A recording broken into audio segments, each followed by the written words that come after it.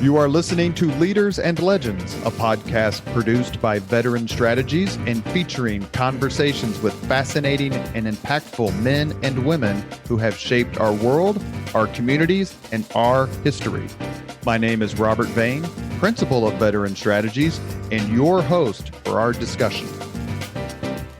You are listening to Leaders and Legends, a podcast presented by Veteran Strategies, a local veteran public relations enterprise, and sponsored by Girl Scouts of Central Indiana, Garmond Construction, Leaders and Legends LLC, the Grand Hall and Conference Center at Historic Union Station, the McGinley's Golden Ace Inn, and McAllister Machinery, your friendly neighborhood Caterpillar dealer. You may find all your sales and rental equipment needs at McAllister.com. We are pleased to announce our podcast is a member of the All Indiana Podcast Network in partnership with Wish TV. You may find Leaders and Legends at allindianapodcastnetwork.com.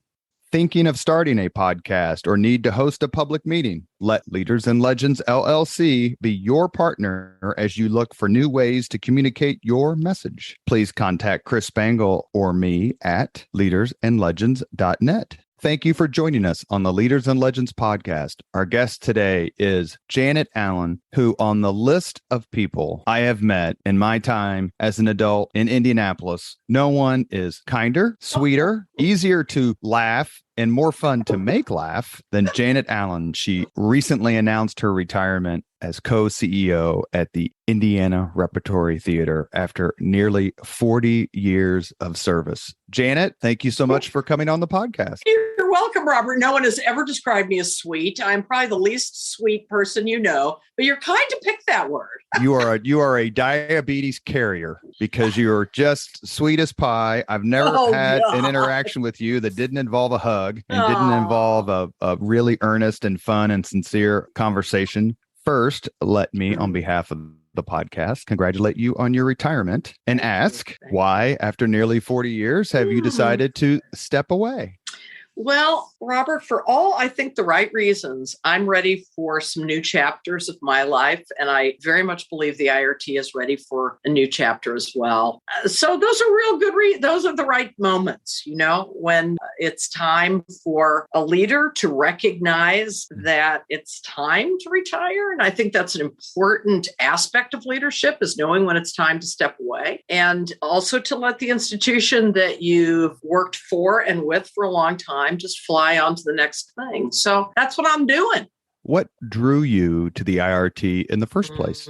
That is such a wild question. The IRT has been my work and artistic home for virtually all of my career. I started at the IRT right out of graduate school at IU. I then took a little break and moved to New York and freelanced. And then I had the opportunity to come back to the IRT as an associate artistic director. And I was one of those Midwestern kids who thought, as a theater maker, we had to spend some time in New York. And I'm very glad I did, Robert. But boy, did I realize I was a Midwesterner when I lived in New York. And very basic things really perplexed me about New York. I love to visit New York. I just got back from there. I saw Broadway shows for the first time in 3 years, which was so emotional. But I discovered that I was a Midwestern person. So the opportunity to come back to the IRT and serve it for another 35 years after I lived in New York was really a beautiful thing for me. It's very rare in our industry, Robert, now that people serve a single institution for as long as I have. Mm-hmm. That's really going to be a huge generational shift. I imagine it is in other fields, but it certainly is in the theater. These long tenures are not even in vogue or wanted anymore. So the change it up theory is a lot more beckoning, I think, to our field. And I get that. And I am so ready to make way for the next wave. You mentioned you were a Midwestern girl. Did you have a chance to go to other theaters or arts organizations within the Midwest? I did, but I grew up, I was born in Chicago, but I was raised in Central Illinois where there was no professional theater, but there was university theater. So I actually started making theater in high school before I'd seen very much professional theater. I'd seen the occasional roadshow of a musical, but I knew musicals were not where I would probably settle in my own career of art making. And sure enough, I didn't. So, I had, as many kids still have in the Midwest, very little exposure to professional arts of any kind. And that's that's one of the things that has mattered a lot to me, Robert, is being part of making professional art going experiences for kids across the Midwest and adults too, of course, to be able to see those things right at home in their home states. One of the kind of coolest things that you can see downtown, I live in Fountain Square, so I ride my bike around downtown quite a bit, or driving past or walking, is when you preamble by the IRT and see all the yellow school buses parked on Washington Street. Yeah. To what you just said, what's that like? How fun is that? I know Christmas Carol gets a lot of attention, but other plays as well, when the kids come in and you get a chance to talk with them and they get exposed to something, to your point, that is not very common. Yeah, it is one of the most sort of heart-swelling and rewarding parts of my job. The IRT is unlike a lot of its peer theaters, and we collective bargain with a group of 76 theaters around the country. And we are one of the few who do a very large percentage of our service to children. In fact, our mission is based upon 40% of our performance schedule being aimed at children. That's a huge percentage, Robert, for most of our peers. There are fully youth-serving theaters or family-serving theaters, but we are not that. We serve both. So I love looking at all the yellow school buses. I love the questions the kids ask.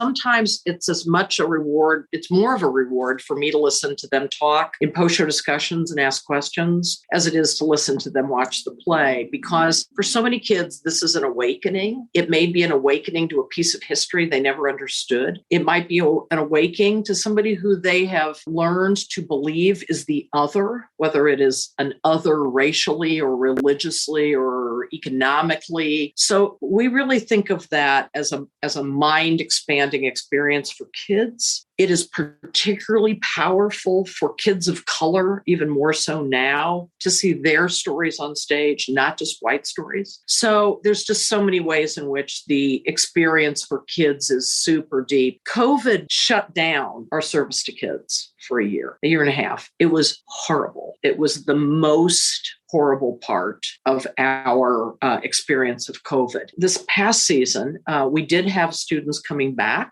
and teachers were hungry to bring kids back to the theater, which we were really gratified by, but it'll be a slow build. It will, because teachers, like everybody else, are still overwhelmed with trying to keep kids focused on curriculum and healthy. So it's going to be a long growth back. You mentioned an awakening that may happen when school age kids come to the IRT. Did you have that same awakening when you were a kid? I did, but it was more kind of an awakening to the transportation of the form, Robert. My most memorable childhood theater experience was actually in an amateur theater in Chicago, where a friend of my father's was directing a production of Carousel, big Rodgers and Hammerstein historic musical. And what is so memorable to me is I was sitting close to an aisle, and the actor playing Billy Bigelow, the lead, the carny guy, walked down the aisle singing, and every hair on my body rose. I guess I had no idea that performers could ever be that close to you or feel real, or that it would be that electric moment of somebody walking by you singing in a character. I was completely blown away. So yes, I did have some of those moments as a kid. You mentioned your love of the arts. So as someone who can do literally nothing artistically. Oh, that's not true. Or mechanically. I'm trying to think. Or automotively. I'm trying to run down the list of the skills where I simply have nothing. My kids always make fun of me because my tools remain shiny years and years after I buy them. What was your particular talent in terms of art? Drawing, dancing, singing, painting? I'm going to first take you on that you can do nothing artful. And this is a misprision of what art is. So I'm just going to school you for a minute, Robert. You're going to have to live with it. I can appreciate it. Does that count as a skill? Absolutely. But also, and this is where and I think this is a kind of a Midwestern malaise, or maybe an American one, I'm not sure. We're taught to believe that art has to be special and different. But actually, art is all around you every single day. It's what you choose to put on in the morning. It's what you choose to cook or eat. It's what you choose to hang on your walls. It's what you choose to listen to or see, or what movies you care about. All that is art. We have art around us all the time. It's just whether we recognize that or not. So it's what you're attracted to on the street, what books you read, all that stuff is art. So I'm busy trying to break down those barriers of believing that art is rarefied and special. It's not. It's part of your life. Is there a specialness though when it comes to, without fussing with you, because I wouldn't do that, because then I would get the beat down, and I try not to get those on my own podcast. Is there something about a special talent that draws you to a certain aspect of art? Yeah, that wasn't a way true for me, but it was truer about what my parents led me to, Robert. Okay, my mother had been a dancer as a kid, and she took us to dance lessons. My father was a musician, a choir director, and a bunch of stuff like that. So he wanted us to learn to play piano. So I had exposure in terms of musculature of trying to learn those things as a little kid, long before I knew anything about theater. So those were ways in. I didn't stay in either of those forms. I am certainly not a dancer, and I no longer play the piano, although I hope to remind myself in retirement. But it was an exposure for me. I was taken by my parents because they cared about these things. So I sucked that up. You probably did that with your kids about lots of things. You just, basically what I would say to that is, after a certain period of time, I said to both of my kids, well, I have 3 children, but the 2 who lived with me at the time, I simply cannot take Radio Disney any longer. Yeah. I can't take Caillou or some god-awful kids cartoon. So I showed them Robin Hood with Errol Flynn and other movies, Star Wars, and started listening to the Beatles and stuff like that. I'm like, it's time to go beyond all these things. And actually, it was Bastille Day, July 14th, 2013. I took my kids, Andrew and Anna, to go see Paul McCartney. And it was here in Indianapolis, and it was eye-opening for them. How has music, so much of what the IRT involves music one way or the other. Let's stick with that theme for just a second. Sure. How has music changed your life, shaped your life, and how has it helped propel the IRT into the place it has in Indianapolis's and Indiana's cultural arts pantheon? That's a big one. I grew up listening to a lot of different kinds of music. My parents were very eclectic in their musical tastes, and they were luckily very open to all that early rock stuff. So there was no, you can't listen to that. They listened to what we listened to very freely. The one musical tradition that I did not grow up with, and I'm sorry that I didn't, is opera. I have no affinity for opera. I don't know anything about it. I go from time to time, but it just wasn't early in my life, I think, enough for me to feel like that was part of my chaptering in music.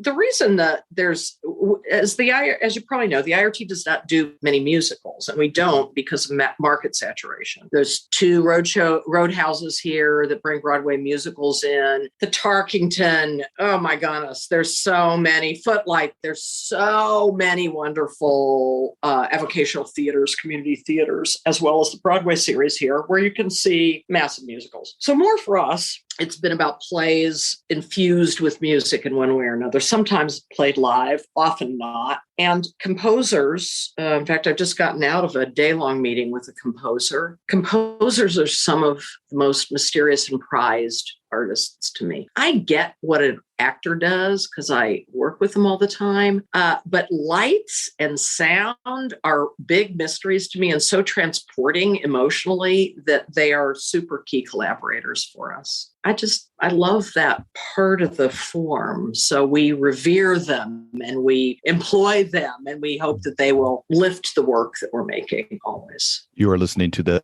Leaders and Legends podcast. Our guest is Janet Allen.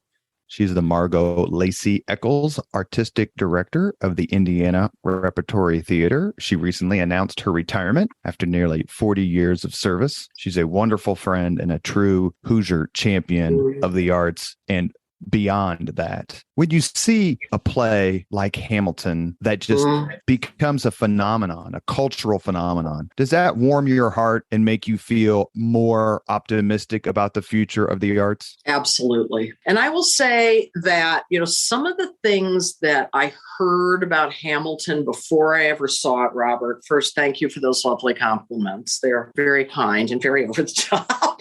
The first things I heard, like hip hop, like I thought I'm not going to get it. I'm not going to get it. This is not for my generation. But my children, my two youngest children, said, "Oh, please, can't we go?" And I, being a fairly parsimonious theater goer, said, "We will go." This was years ago now, Robert. I don't even know how many. I said, "I will go when you guys can find tickets for under $100." Well, that's, at that point, they were going for $300 and $400 on Broadway. But the Chicago sit down of Hamilton was about to start. And sure enough, it took them not very long, with their fingers dancing over the keyboards, to find tickets for under $100.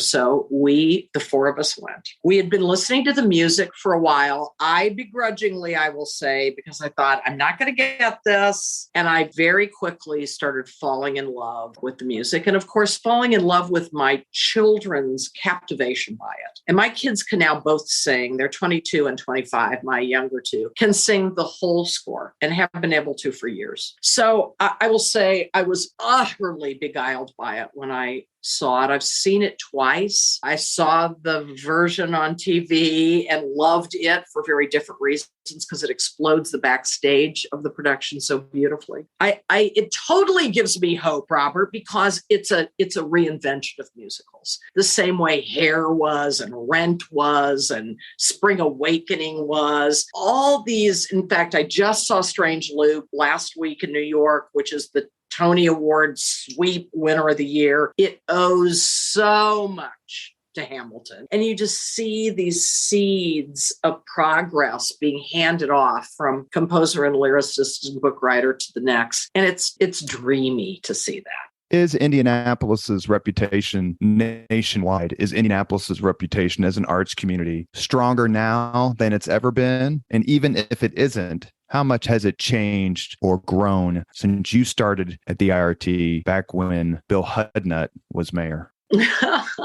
Wow, that's a complicated question, Robert. I would say right now it's not, because COVID decimated the performing arts here and everywhere. So all of us are making less work than we did 3 years ago or 30 years ago. And I don't think we quite yet know what the long-term impact of performing arts is going to be yet, what the COVID long-term impact is. Obviously, it changed a lot of people's viewing tastes and also mechanisms. It gave us all this, okay, we have to stay at home. We're going to consume a lot of media arts, and a lot of us got very comfortable doing that. So I think we're at a really perilous time to answer that question. There have been junctures when I've been worried about our national reputation, and when this may not be exactly what you were asking me, Robert, but I'm talking about reputation among artists. Okay. There have been times when that reputation has been negatively impacted by various pieces of legislation that were viewed and are viewed as negative to artists, and particularly negative to diverse people or queer people, or, a lot of our field is very open-armed. And we have historically, and I mean 2,000 years of history, we have been a field where people who might be considered outside voices or outcasts, that's a very value-laden word, but people who don't fit in maybe can be heard, can have voice. Outcasts, not through their actions, but through the attitudes of others. That's excellent. Thank you for that context. So I will say that we work very hard and mostly very successfully at the IRT to make artists feel very welcome and comfortable in Indiana. And generally, we do pretty well about that. But, the one time, and I'll just come out with this, the one time a person of color, and it's happened a lot more than one time, or a queer person gets jeered at on the street in Indianapolis, it sends us back, way back. So I'm very focused on those pieces of welcome and safety and belonging, so that we can continue to bring top flight artists from all over this country here and have them be comfortable. And we say to them, we want to create conditions where you can make the best art of your careers here. And remembering, Robert, that, between 70 and 85%, depending on the year, of the artists who are working here do not live here, because there's not enough. There's not a big enough professional theater community. This isn't a big enough pool from us to hire from. You are listening to the Leaders and Legends podcast presented by Veteran Strategies, a local veteran public relations enterprise, and sponsored by Girl Scouts of Central Indiana, Garmond Construction, Leaders and Legends LLC, the Grand Hall and Conference Center at Historic Union Station, the McGinley's Golden Ace Inn, and McAllister Machinery, your friendly neighborhood Caterpillar dealer. Should mention that patriarch and chairman whom we lost, P.E. McAllister, was such a huge champion of the arts here in the city. Sure was. Yeah. And is, I'm sure, hugely, hugely missed by not only you, Janet, and the IRT, but other arts organizations as well. Absolutely. A pioneer. Mm-hmm. And had his own opera awards. Yes, he did. Typical of P.E. He fell in love with something and says, okay, now how can I be more supportive than anyone else? Yeah. God love him. Yeah. Is there a particular Hoosier leader and or legend you admire most? Oh gosh, that's a hard question, Robert. Okay, I'll play Jeopardy with you. Living or dead? Living. Someone you've met, someone you've interacted with. I mean, obviously, I just mentioned to me the greatest man I ever met, and that's P.E. McAllister, but there are lots of others. So many. I don't even know where to start. Well, I should tell you, why don't I just tell you that everyone says Jim Morris. So you can say Jim Morris, or you can say someone other than Jim Morris. Or Richard Luger. I never met Richard Luger. Sadly, I'm very sorry that I didn't, because I admire him enormously. Actually, the first person that sprang to mind, I will say, is Bart Peterson. Bart was a huge champion for the arts when he was mayor, but there have been many. Bill Hudnut was certainly a big champion for the arts. Bill Hudnut saved the IRT when it was foundering in debt in the mid 80s. There have just been so many, but I also admire long-term arts leaders from this community. So many of them. I don't know. I didn't know, Alan. I will say you're talking more about funders than anything. And I will tell you one. Here's one that's very important in my life. Margot Eccles, huge arts champion that I am fortunate enough to have had endowed my chair by her family. So many people. Yeah. The Lacey's are wonderful, wonderful family. They are. Is there a particular Hoosier artist, mission performer whose career you followed or you think is particularly worthy of our admiration? I mean, whether it's Florence Henderson or Bill Blass or Hoagie Carmichael, Ann Baxter would probably come to mind. For me, John Cougar Mellencamp. I'm a pretty big Hoagie Carmichael fan. It's the first play I worked on at the IRT. But I also think I'm a huge admirer of Booth Tarkington. I don't know that she would be considered an artist, but she certainly was in many ways. May Wright Sewell, some of those early suffragettes, those Indiana game changers. There's many I'm a huge admirer of Madam Walker. So those aren't probably entirely people that would get easily contextualized as artists, but Madam CJ was certainly an artist. Certainly an artist. Axl Rose? No. David Lee Roth? No.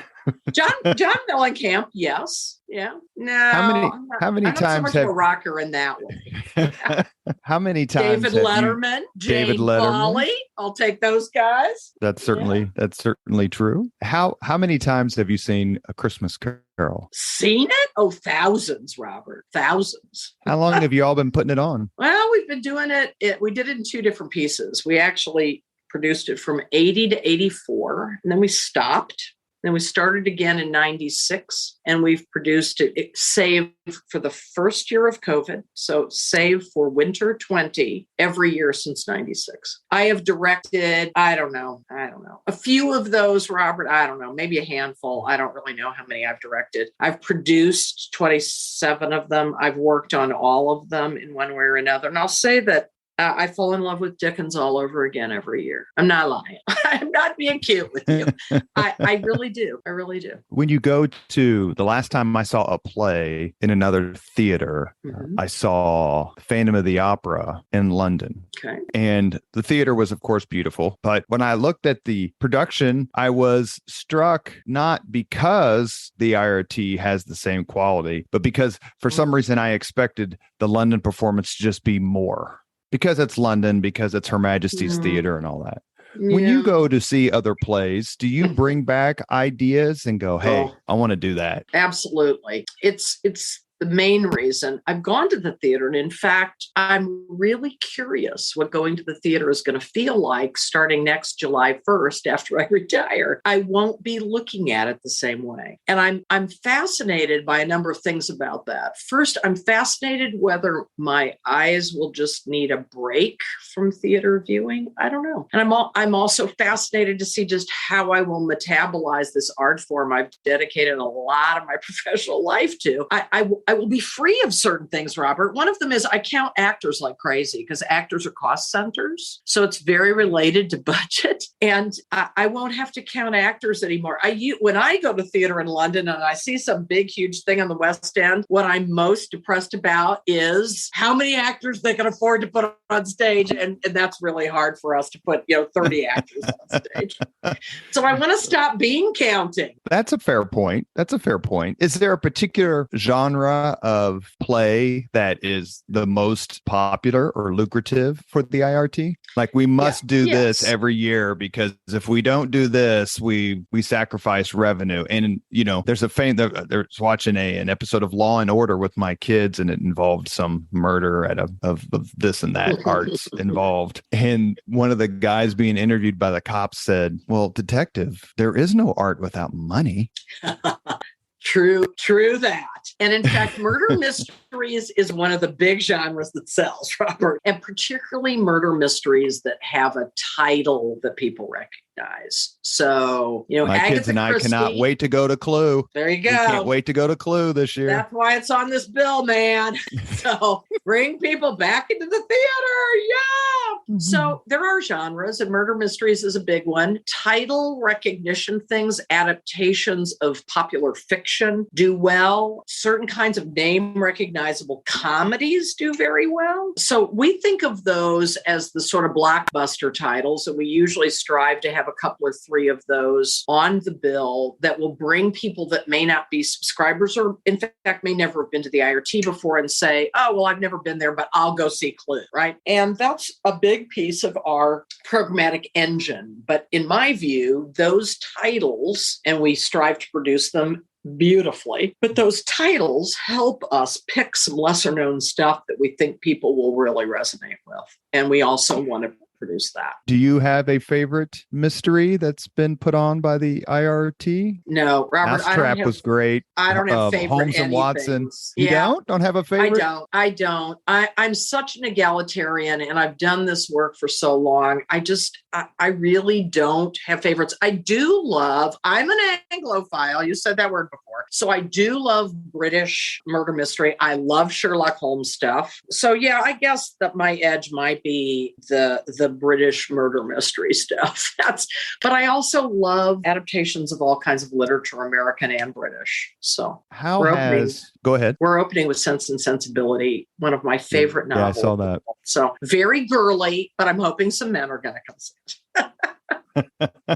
That's not a bad first date. Not at all. You have me laughing. I forgot. Woman-pleasing first date. Yeah.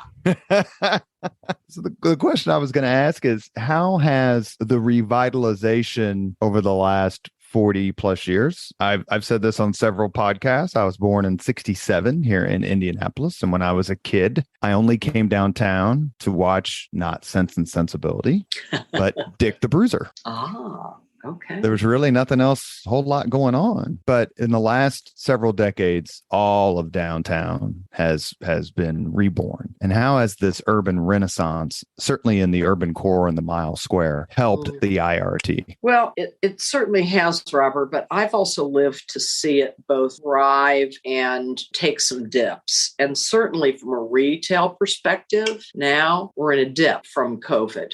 There's still, in fact, I've had a friend visiting from Nashville who lived here for many years and likes to take long downtown walks because we live downtown as well. And he said, I was shocked at how much is still boarded up. And that's true. There's still, since COVID, we've still got some building back to do in the urban core. But long term, what the revitalization has done that I got to tell you 40 years ago, I didn't think was ever going to happen and has beautifully, is the burgeoning of downtown housing. It's like we can't build enough housing fast enough for the demand, which is amazing. So I love that.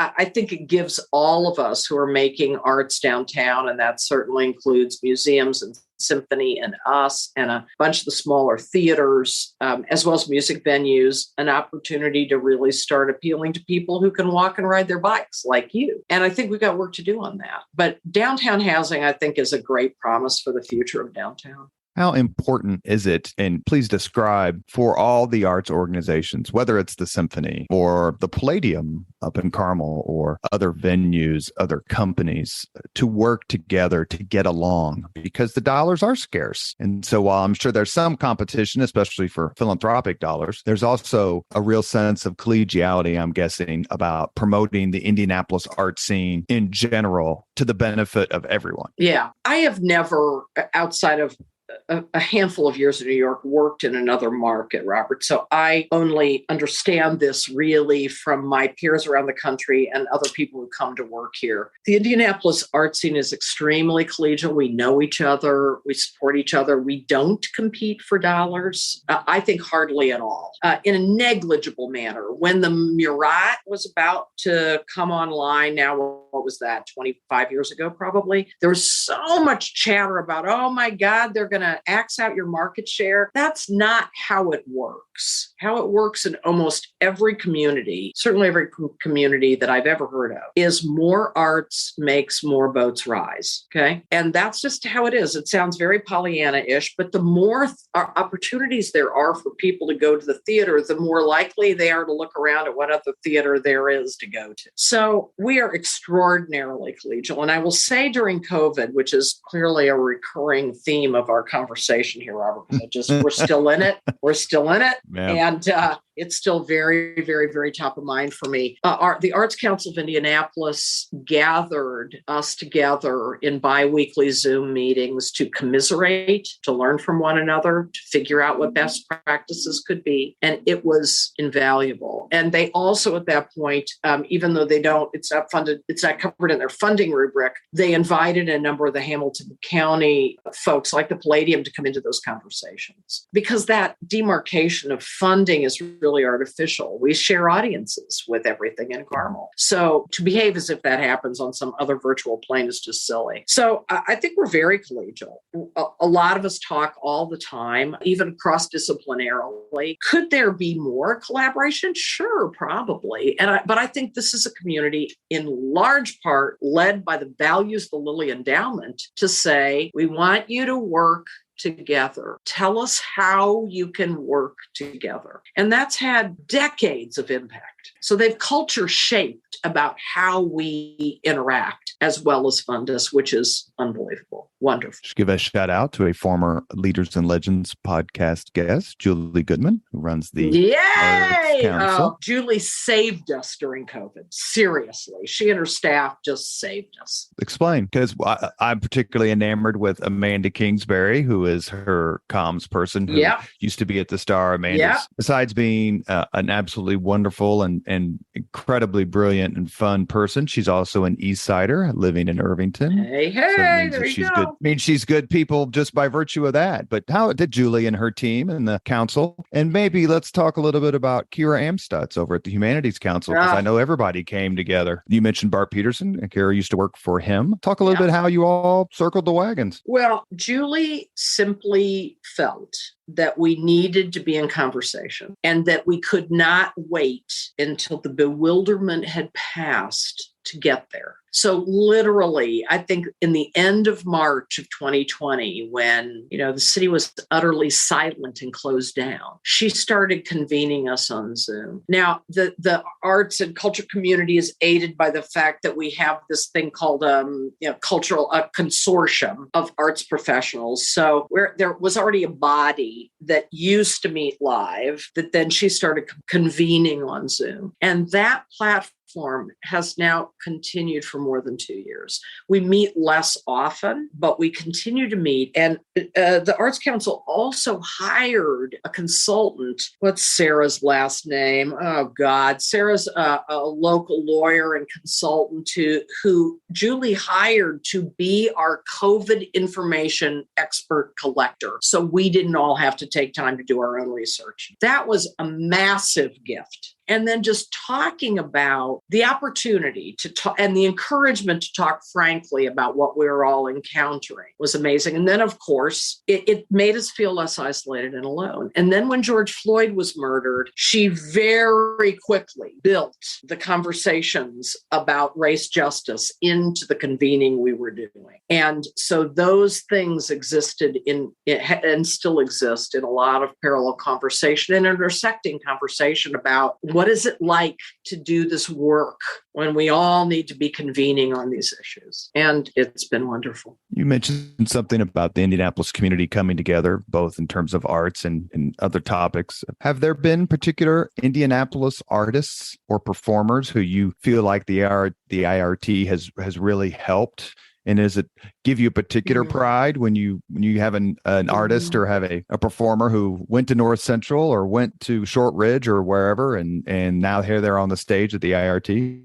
It does, Robert, although I would say more often it's also transplanted Hoosiers, people who maybe came here to work and stayed for whatever reason, or who went to college in Indiana and opted to stay. But there also are a bunch of native Hoosiers whose careers I think we have helped propel. And who come to mind in that are principally actors. I'm a little trying to name names because I'll leave people out, but we're really blessed with an incredibly beautiful, albeit small, core of professional actors in this town. And it's not really been a situation where, wow, I sure wish that would have grown, because there's not enough work to keep professional theater artists working full-time in Indianapolis in their craft. But these folks, and this also extends to designers and a very small handful of directors, have opted to stay here. That moves me a lot. People who opt to adopt or stay in a community in which they were raised and give back to that community. That's not very common in our field, because our field tends to collect people in bigger markets. I grew up in the Midwest, I'm going to go use Chicago as my base, or New York as my base, or LA as my base. But people who choose, every year in and year out to commit to making art for the community that they came up in just moves me every single day. I interact with these folks, and I interact with them every day. So I use Jacob's School of Music. Is that in any way helpful, or is there a relationship there? No, because they're training for principally professional opera circuit, which we are not. Of course, I use musical theater program and theater program do, but not Jacobs so much. I mean, Jacobs is a gorgeous oasis for professional singers, but it's principally singers who are being trained to go into the classical and opera markets. We have reached the point on the Leaders and Legends podcast. Actually, I had one more question before we do the 5 questions. Have you ever, and I forgot this, but I want to ask it because my kids and I went to go see it years ago and just thought it was beyond cool. Do you ever have a play and you wonder, or want to have a play or do a performance where you're like, how in the hell are we going to do this? Every day. The reason I bring it up is when my kids and I came to see Dracula about 9 or 10 years ago, all we cared about is like, where are they going to get the blood? How are they going to stab the count? It was a wonderful play. I remember it like it was yesterday. It was really, really well done. But just in general, when it comes to quote unquote special effects and stuff like that, and do you actually get to help shred the grocery bags that create the snow for... No. And I'm very glad I don't have to. We buy that snow in boxes from a distributor who distributes principally to department store window dressing. But there's only one company who still does it. I'm knocking on wood right now, because if they go out of business, Robert, we are screwed. Every single day, I'm involved in conversations about how in the hell are we going to do that? And that's part of what makes it really fun work, is there's a challenge, not just once a month, but once a day. And we're lucky if it's only one. So we're constantly trying to figure out, how can we make this cool idea that a director or designer had work? I just came from a 4-hour design meeting with a bunch of people from Philly and New York, and they're throwing out ideas. And the production manager and I are sitting there going, wow, that is so cool. I hope we can figure out how to make that work. So every single day. Yeah. There was one play, I forget, it was one of the mystery plays where the set was a house, and I saw it. It wasn't The Mousetrap, I don't think. It wasn't Holmes and Watson. It was before then. It's the play where you invited people to come try on the costumes. So my kids and I came, and I forget the name of it, but I saw it 3 times, and every time the curtain was parted, the crowd gasped. Yeah, we love that. I would bet. Yeah. Yeah. And, here's another just real kicker of COVID. Our union regulations now will not allow audiences on stage. So you can't come touch the stuff. We hope that's going to change in the next few months, but it hasn't yet. And that's not our dreaming. It's union regulations trying to keep artists safe. Sure. Yeah. I love it when audiences gasp. And actually, we're going to put a curtain in a show this year for the first time in a while for that express purpose. It's fun to get audiences to go, wow. So anytime we do, the last show we did before COVID, which we didn't finish, we threw onto film, was Murder on the Orient Express, which had a donut turntable, really cool interlocking turntable. Loved that thing. Audiences applauded every time that thing moved. We loved it. My kids and I were supposed to go the night after it shut down. We missed that one. Well, I just got to put a tiny plug in for WFYI. Those guys saved our bacon for 2 years because they filmed everything we did, and it allowed us to get it out on Broadway on demand and continue to make art, keep people employed, keep our audiences entertained. They were just huge, great collaborators. Wonderful. Again, more stories of Hoosiers and residents of Indianapolis coming together. Indeed. We have reached the point in the Leaders and Legends podcast where we ask the same 5 questions of all of our guests. Janet Allen, are you ready? I am, and I'm terrified. What are they? You'll get an A, I promise. What was your first job? Babysitting. What was your first concert? Three Dog Night. Oh, that's strong. That's good. You don't even remember Three Dog Night. I'm so much older than you are, Robert. Well, my brothers and sisters are all 10 years older than me. So yes, I remember stuff like that on 8-track. Three Dog Night. Yeah. I want bell bottoms. Oh God, yes. Love them. Don't have any anymore, but loved them back in the day. Yeah. Did you take your pet rock? No, I didn't do a pet rock. You could see, that's my favorite question of the 5 questions, just because the concerts are too funny. They tell you a lot, don't they? Yeah, they do.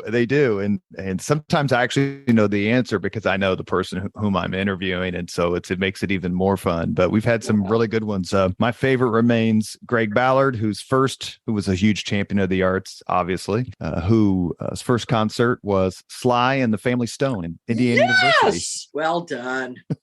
If you could suggest any book for someone to read, which book would you choose? The Complete Works of Shakespeare. Too true to form, right? Yeah, exactly. There was a really good Shakespeare play put on by the IRT about 7 years ago. Because I had the dog, and I can't think of the name of it. Two Gentlemen of Verona. That is correct. The dog was the star of the show, of course. Well, in some ways, that dog steals those scenes for every time that play's been produced for 200 years. Yeah. more than 200, 400. Yeah. If you could witness any event in history, be there in person as it happens, which event would you choose? That one's really hard. I'm going to say the first time that Shakespeare's company played for Queen Elizabeth I. If you could have dinner with anyone living today, I'll make it easy. Living today, 2 hours off the record to talk about anything you want, whom would you choose? Michelle Obama. Well, her husband is the most popular answer. I bet he is. And I almost went there, but I got to say that I'm a big fan of his, but I think I would also love to talk to her about parenting daughters. I have 2 daughters. Oh, it's a joy, isn't it? It is, actually. It's not easy every day. Yeah. You have been listening to Leaders and Legends, a podcast presented by Veteran Strategies, a local veteran public relations enterprise, and sponsored by Girl Scouts of Central Indiana, Garmong Construction, Leaders and Legends LLC, the Grand Hall and Conference Center at Historic Union Station, the McGinley's Golden Ace Inn, and McAllister Machinery, your friendly neighborhood Caterpillar dealer. Our guest today has been Janet Allen. She is the Margot Lacey Eccles Artistic Director at the Indiana Repertory Theater. And after nearly 40 years of service, she is retiring after this season. I can tell you this, there's no sweeter, no nicer, more pleasant, more fun person I've ever met in this city. Janet, you've always been really kind to me. I can't thank you enough for coming on the podcast, and enjoy your retirement. And I hope that you'll let me buy you some cinnamon toast at Patachou soon. Woohoo! You're on, man. Robert, I've thoroughly enjoyed it. Thank you. Thank you very much for listening to Leaders and Legends, brought to you by Veteran Strategies Incorporated. If you want to contact us about this program or our menu of public relations services, please send us an email at robert@veteranstrategies.com. That's robert@veteranstrategies.com. This podcast was produced and edited by Chris Spangle and Leaders and Legends LLC. If you're interested in starting a podcast or taking yours to the next level, please contact us at leadersandlegends.net.